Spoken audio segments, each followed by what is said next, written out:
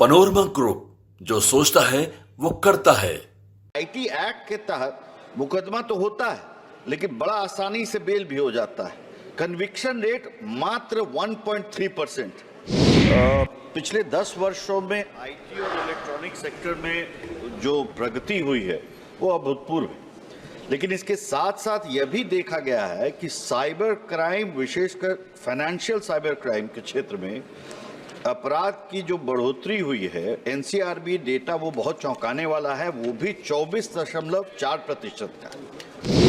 18 ऐसे प्रावधान है आईटी एक्ट के अंदर जो ऑफेंस की कैटेगरी में आते हैं, जिसमें 6 नॉन बेलेबल हैं और 12 बेलेबल हैं।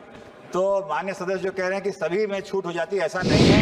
माननीय नरेंद्र मोदी जी के नेतृत्व में हम विश्वास दिलाते हैं कि हमारी साइबर स्पेस को सुरक्षित रखा जाएगा, नागरिकों के हितों की रक्षा की जाएगी। बीजेपी के सांसद ने अपने ही सरकार पर उठा दिए हैं सवाल।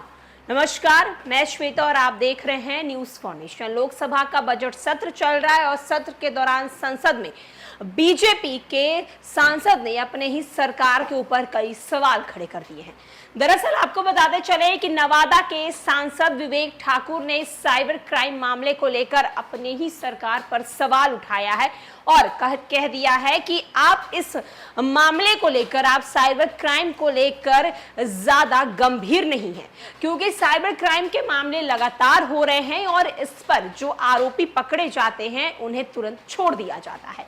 हर एक सेकंड में साइबर क्राइम के मामले सामने आ रहे हैं और इसको लेकर सरकार अभी भी गंभीर रूप से कोई एक्शन नहीं ले रही है। क्या कुछ बोल रहे हैं विवेक ठाकुर साइबर क्राइम को लेकर, किस तरीके से ये अपने ही सरकार को घेर रहे हैं संसद में? चलिए सुनवाते हैं उनकी पूरी बातों को। पिछले 10 वर्षों में आईटी और इलेक्ट्रॉनिक सेक्टर में जो प्रगति हुई है वो अभूतपूर्व है।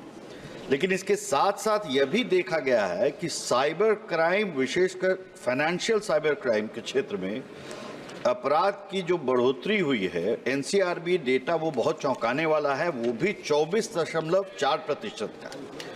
और टेक्नोलॉजिकल डेवलपमेंट्स के साथ साथ अपराध का भी आकार प्रकार नया होते जा रहा है और ग्रामीण क्षेत्रों में हमें देखने को मिल रहा है कि युवक और युवतियां दोनों इसमें इन्वॉल्व होते जा रहे हैं और कहीं ना कहीं एक स्वीकारता भी मिलती जा रही है, क्योंकि आईटी एक्ट के तहत मुकदमा तो होता है, लेकिन बड़ा आसानी से बेल भी हो जाता है।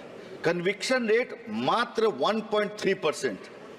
और दुख तब होता है कि जब रिटायर्ड पेंशनर, बुजुर्ग, सबका 1 मिनट में जमा पूंजी साफ हो जा रहा है। मेरे ख्याल से काउंसलिंग और स्ट्रिंजेंट लॉ दोनों की बराबर आवश्यकता है। अध्यक्ष जी, आपके माध्यम से मैं माननीय मंत्री से प्रश्न ये करना चाहूंगा कि क्या सरकार को इस बात की जानकारी है कि वित्तीय साइबर अपराध से संबंधित सभी धाराएं सूचना प्रौद्योगिकी अधिनियम के अंतर्गत जमानत योग्य धाराएं हैं? यदि हाँ, तो तत्संबंधी ब्यौरा क्या है? माननीय अध्यक्ष जी, माननीय सदस्य ने बहुत ही महत्वपूर्ण प्रश्न पूछा है और मैं आपके माध्यम से उनको अवगत कराना चाहता हूं कि जहां तक इलेक्ट्रॉनिक्स और सूचना प्रौद्योगिकी मंत्रालय का सवाल है, जो आईटी एक्ट का अधिनियम है उसमें आईटी मिनिस्ट्री विभिन्न श्रेणियों के दंड का प्रावधान करती है, मगर जहां तक कार्रवाई का सवाल है वो गृह मंत्रालय के अधीन आता है। और जो माननीय सदस्य ने कहा, थोड़ी उनकी जानकारी में सुधार करना चाहता हूं कि 18 ऐसे प्रावधान है आईटी एक्ट के अंदर जो ऑफेंस की कैटेगरी में आते हैं, जिसमें 6 नॉन बेलेबल हैं और 12 बेलेबल हैं। तो माननीय सदस्य जो कह रहे हैं कि सभी में छूट हो जाती है, ऐसा नहीं है। और अभी जो गृह मंत्रालय द्वारा भारतीय न्याय संहिता 2023 के अधिनियम के तहत 1 जुलाई 2024 से जो इसका प्रावधान शुरू हुआ है, उसमें सेक्शन 111 के तहत कठोर दंड साइबर ऑफेंसेस के लिए तहत किए गए हैं। सरकार को पूरा संज्ञान है।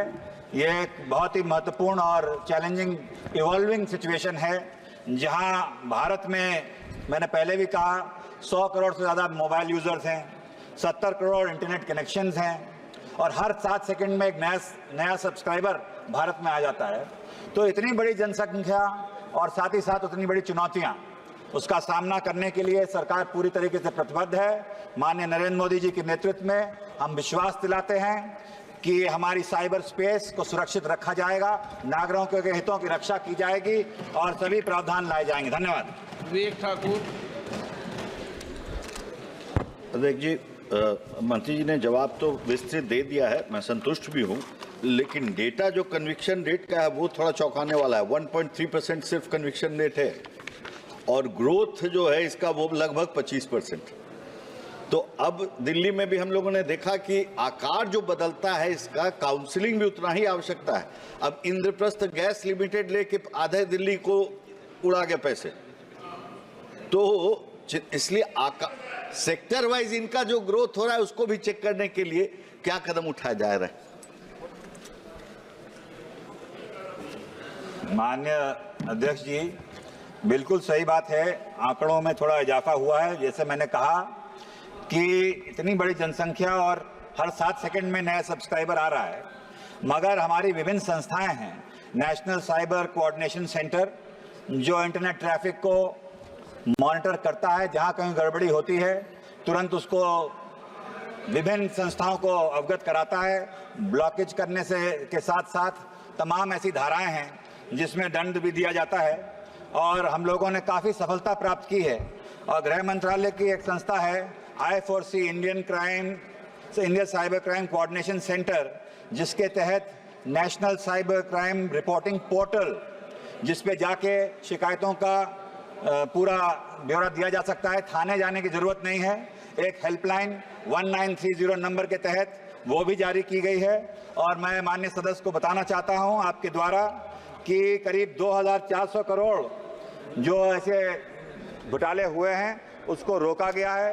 करीब 7.5 लाख व्यक्ति सिटीजन्स को साइबर फ्रॉड रिपोर्टिंग द्वारा उनकी रक्षा की गई है। और आगे भी जो जहां तक कन्विक्शन का सवाल है वो राज्य सरकारों के अधीन आता है, तो वो भी कराया जा रहा है। धन्यवाद। पनोरमा ग्रुप, जो सोचता है वो करता है।